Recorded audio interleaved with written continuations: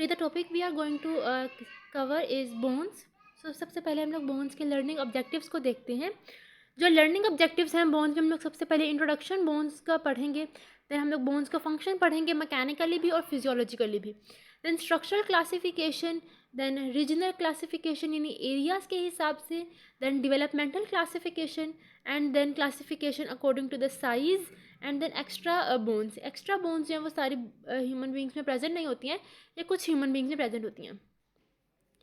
Bones की अगर definition को देखें तो bone is a rigid vascular structure, काफ़ी कम्पैक्ट और रिजिड स्ट्रक्चर होता है। इसके अंदर जो सेल्स हैं वो काफ़ी अटैच होते हैं, टाइटली अटैच होते हैं। It is a vascular structure, इसके अंदर ब्लड वेसल्स भी प्रेजेंट होती हैं, लम्फ वेसल्स भी और नर्व्स भी प्रेजेंट होती हैं। It is a connective tissue and it is a constantly changing mineralized connective tissue.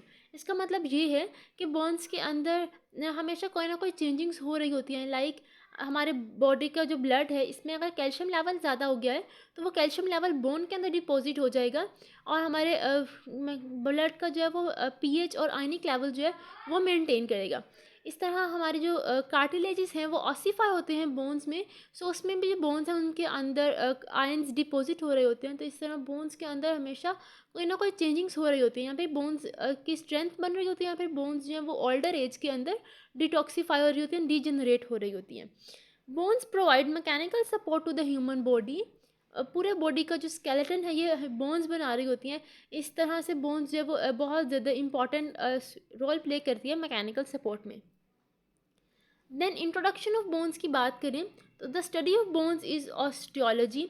The bones are made up of ऑस्टियस टिश्यूज़ एंड इसके अंदर वैरायटी ऑफ कनेक्टिव टिश्यूज़ होते हैं। लाइक हमारी जो इसको छोड़ें, अच्छा फंक्शंस ऑफ,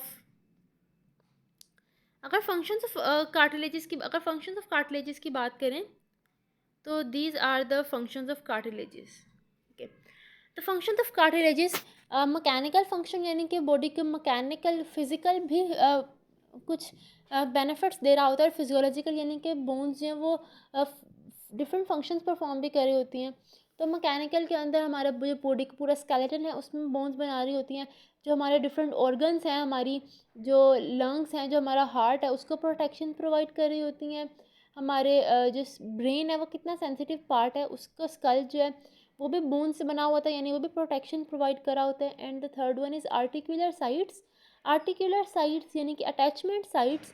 बोन्स जो हैं वो डिफरेंट मसल्स को, टेंडन्स को, लिगामेंट्स को, कार्टिलेजेस को एक अटैचमेंट साइट प्रोवाइड कर रही होती हैं और एक लोकोमोटर अपरेटस बना रही होती है। लोकोमोटर अपरेटस यानी कि जो लोकोमोशन के अंदर हेल्प कर रहा होता है। लोकोमोटर अपरेटस के अंदर बोन्स होती हैं जो कि अटैचमेंट साइट प्रोवाइड कर रही होती हैं। फिर कार्टिलेजेस होते हैं जो कि फ्रिक्शन को रिड्यूस कर रहे होते हैं। देन मसल्स होते हैं जो कि मतलब फोर्स और एफर्ट अप्लाई कर रहे होते हैं। और टेंडन्स और लिगामेंट्स होते हैं जो उन सब सारे एलिमेंट्स को जो है ना वो मज़ीद स्ट्रॉन्गली जो है ना वो होल्ड करते हैं। फिजियोलॉजिकल फंक्शंस की बात करें तो number one is erythropoiesis. Erythropoiesis is the formation of the red blood cells. Red blood cells कुछ बोन्स के अंदर बोन मैरो प्रेजेंट होता है और वो रेड ब्लड सेल्स को बना रहा होता है। So red blood cell, the formation of red blood cell is called erythropoiesis and blood cells are formed in the bone marrow of some bones. Role in hearing, हमारे मतलब जो कान है, कान के अंदर हमारे ईयर्स के अंदर 3 तरह की बोन्स होती हैं जो कि हमारी हेयरिंग के अंदर हेल्प कर रही होती हैं। These bones are ossicle bones. और ऑसिकल बोन्स यानी कि जो साउंड वेव्स हैं वो ऑसिकल बोन्स के साथ जाके अटैच करती हैं। अब मतलब ऑसिकल बोन्स के ऊपर जब जाके यूँ लगती हैं तो ऑसिकल बोन्स वाइब्रेट होती हैं और हमें हेयरिंग के अंदर जो है ना वो हेल्प कर रही होती हैं। Number 3 point is storage. हमारी जो बोन्स हैं, bones are the store house of many ions and many minerals and nutrients. Bones के अंदर कैल्शियम प्रेजेंट होता है, फॉस्फोरस प्रेजेंट होता है, मैग्नीशियम प्रेजेंट होता है, सोडियम प्रेजेंट होता है and many more ions. Electrolyte balance. Electrolyte balance की बात करें तो अगर हमारा जो ब्लड है और हमारी जो बोन्स हैं ये आपस में आयंस को एक्सचेंज करके एक इलेक्ट्रोलाइट बैलेंस मेंटेन कर रही होती हैं।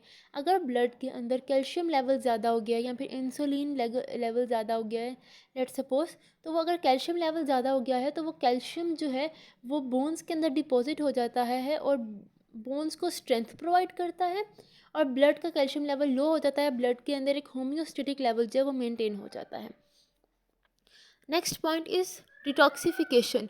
डिटॉक्सिफिकेशन बोन्स हमारी बॉडी के अंदर जो डिटॉक्सीफाई मटेरियल होते हैं, यानी कि हार्मफुल मटेरियल, वेस्ट प्रोडक्ट्स, वो हमारी बॉडी से एक्सक्रीट आउट हो जाते हैं।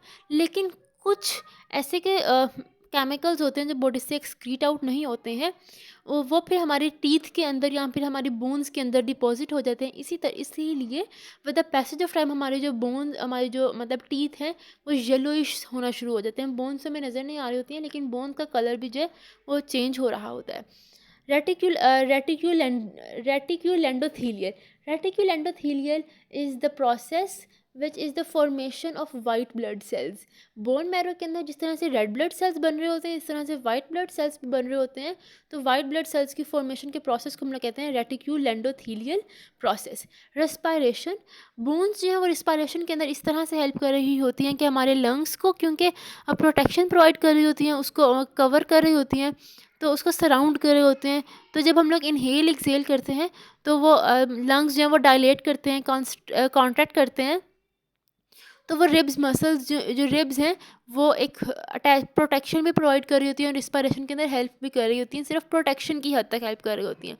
देन स्पीच में हमारा जो फेशियल बोन्स हैं, मैंडिबल, जो हमारी जॉ लाइन की बोन्स हैं, हमारी जो जॉ की नीचे वाली बोन है, और जो हमारा मतलब मैग्जिला, जो ऊपर वाली हमारी बोन है, जिसको हम तलवा कहते हैं, तो वो जो दोनों बोन्स हैं वो बोलने के अंदर हेल्प कर रही होती है। उनकी मूवमेंट जो है वो हमारी बात को डिलीवर करने के अंदर, कन्वर्सेशन के अंदर हेल्प कर रही होती हैं। देन हम लोग नेक्स्ट पॉइंट देखें, विच इज़ अबाउट एक second. The next is the structural classification.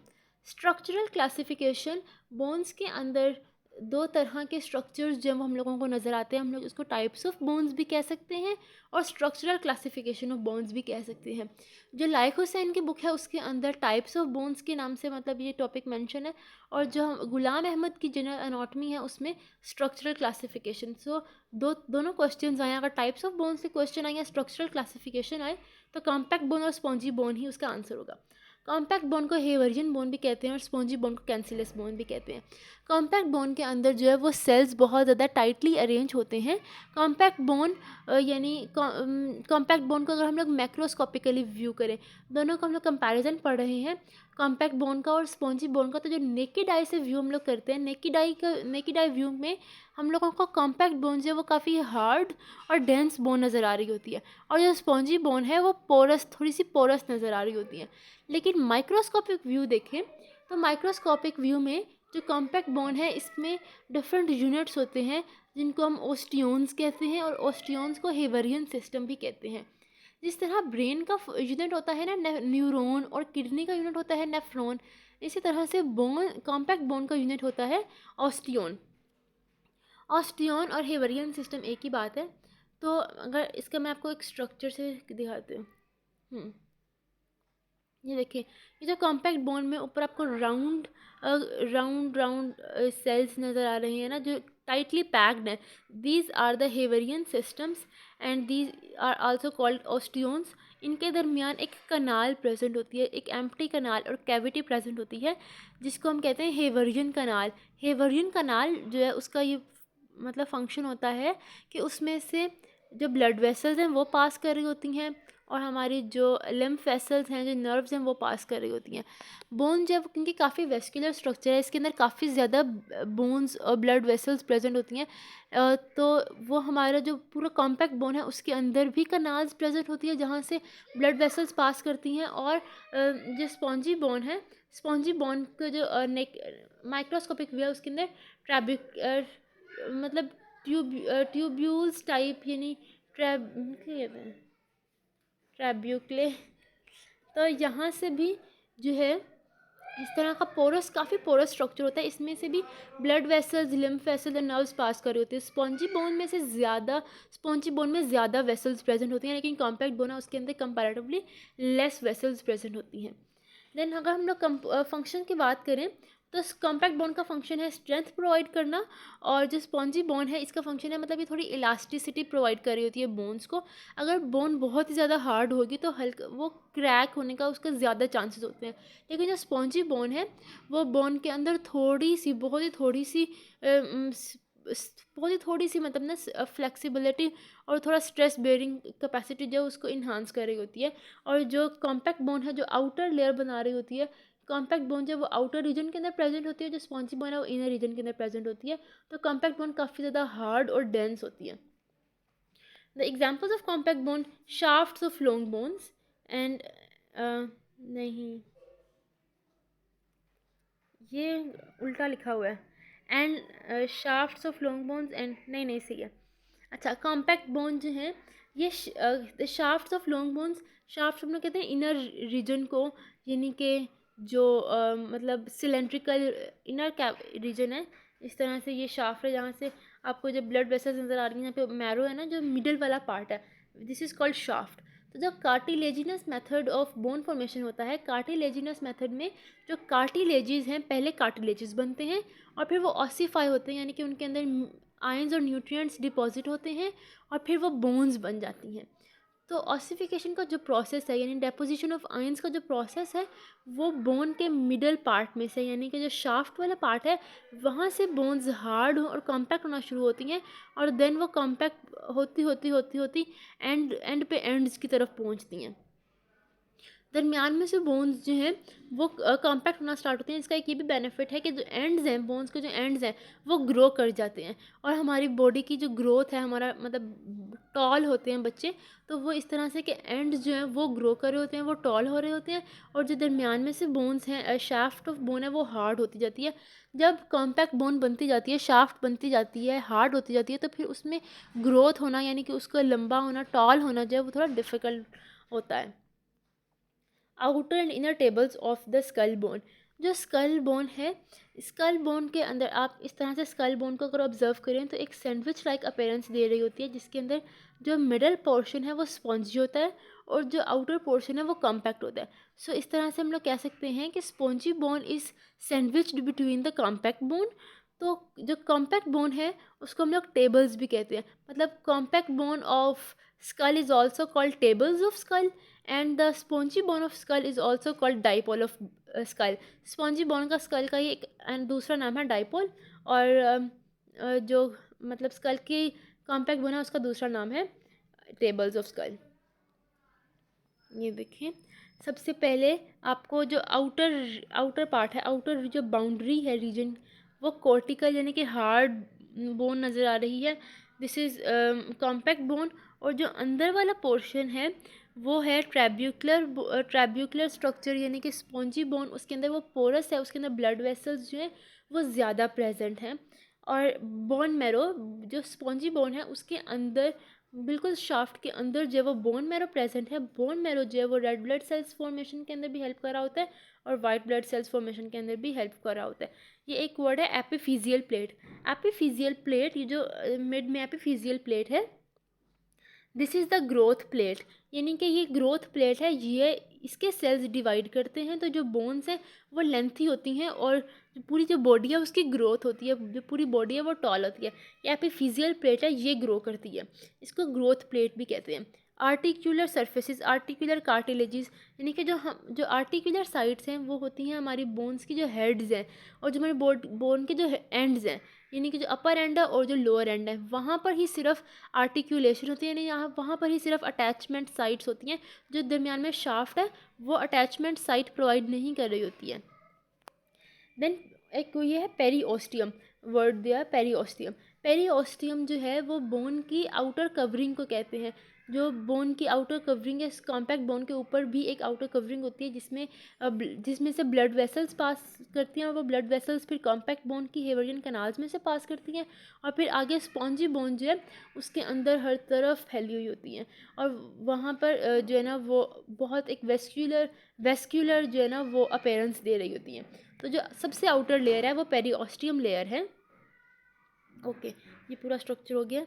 This is compact bone, इसको भी हम लोगों ने स्टडी कर लिया। इसमें सबसे आउटर एक पेरीओस्टियम की लेयर नज़र आ रही है, अंदर हमारे पास जो कॉम्पैक्टली जो बहुत टाइटली अरेंज्ड सेल्स हैं उनको हेवरियन सिस्टम कहते हैं और ओस्टियोन भी कहते हैं।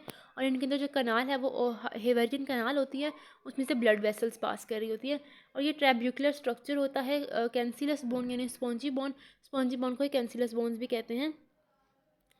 तो ऑस्टियो यहाँ पे एक देखिए, ऑस्टियोसाइट्स, ऑस्टियोब्लास्ट, ऑस्टियोक्लास्ट। जो ऑस्टियोब्लास्ट हैं ये होते हैं बोन फॉर्मिंग सेल्स। ये इमेच्योर सेल्स होते हैं और ये इमेच्योर सेल्स जो हैं ये देन डिफ्रेंशिएट होते हैं, डेवलप होते हैं और ऑस्टियोसाइट बन जाते हैं। और ऑस्टियोसाइट फिर मज़ीद डेवलप होता है और ऑस्टियोक्लास्ट बन जाता है। ऑस्टियोक्लास्ट जो है ये बोन का ऑस्टियोक्लास्ट को हम लोग कहते हैं बोन डीजेनरेटिव सेल, यानी बोन की जो डीजेनरेशन होती है ना वो ऑस्टियोक्लास्ट बोन को डीजेनरेट कर रहा होता है। और ऑस्टियोब्लास्ट जो वो बोन फॉर्मिंग सेल्स होते हैं, ये बोन को जो है ना मतलब बना रहे होते हैं, बोन के अंदर स्ट्रेंथ जो है वो डेवलप कर रहे होते हैं।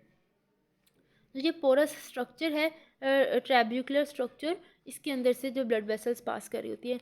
The next is regional classification, यानी कि जो बॉडी के रीजन्स हैं, एरियाज़ हैं, उसके अकॉर्डिंग डिवाइड किया गया है। One is axial skeleton and the appendicular skeleton. Axial skeleton में हमारा जो स्कल है, हमारे रिब्स हैं, हमारा जो वर्टिब्रल है वो, और अपेंडिकुलर के अंदर हमारे अपर और लोअर आर्म आ जाएंगे, हमारा पेल्विक गर्डल और पेक्टोरल गर्डल आ जाएगा। देखिए एक्सियल स्केलेटन में सबसे पहले स्कल है। देखिए स्कल की 22 बोन्स होती हैं टोटल।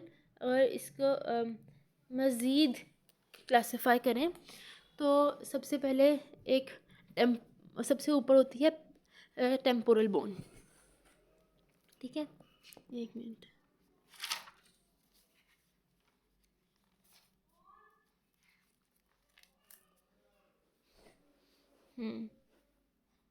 अच्छा, सबसे जो ऊपर वाली अगर बोन्स की मतलब टोटल बोन्स की जो है वो 20, हाँ, जो टोटल बोन्स हैं वो 22 बोन्स होती हैं।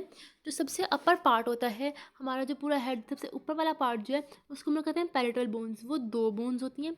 जो स्कल की साइड्स वाली बोन्स होती हैं ना वो टेम्पोरल बोन्स होती हैं, वो भी 2 बोन्स होती हैं। देन फ्रंटल बोन्स यानी कि जो हमारे फोरहेड की बोन होती है ये एक बोन होती है। और जो फिर हमारा पीछे वाला जो नेक से थोड़ा सा ऊपर जो हमारा बिल्कुल बिलो पोर्शन बना रही है स्कल का, वो होती है ऑसिपिटल बोन, वो भी एक ही बोन होती है। देन एथमोइड बोन होती है।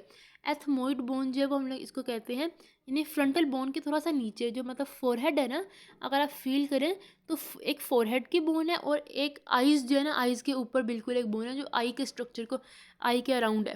ठीक है, उसको हम लोग कहते हैं ethmoid bone. And then sphenoid bone. Sphenoid bone जो है ये प्रेजेंट होती है हमारे मतलब एक तो आँखों के ऊपर जो बोन है उसको एथमोइड बोन कहते हैं, जो आँखों के साइड के ऊपर बोन है ना उसको कहते हैं सफेनॉइड बोन। तो स्कल जो है इसकी 22 बोन्स होती हैं।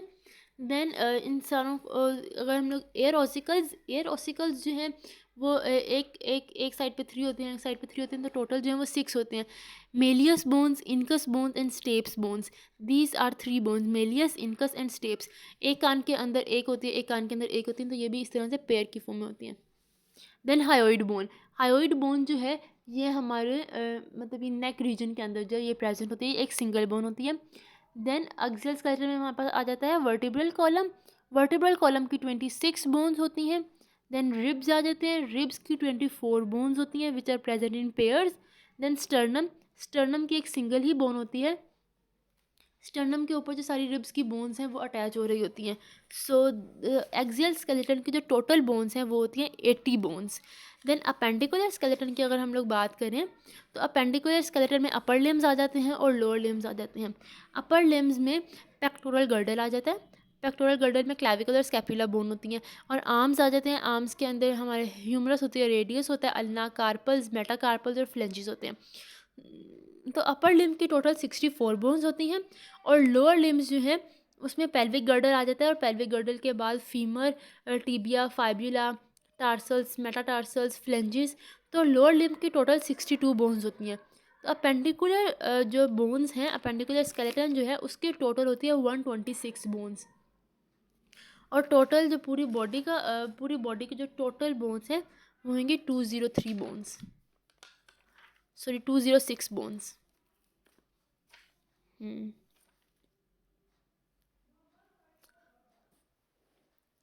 Then developmental classification.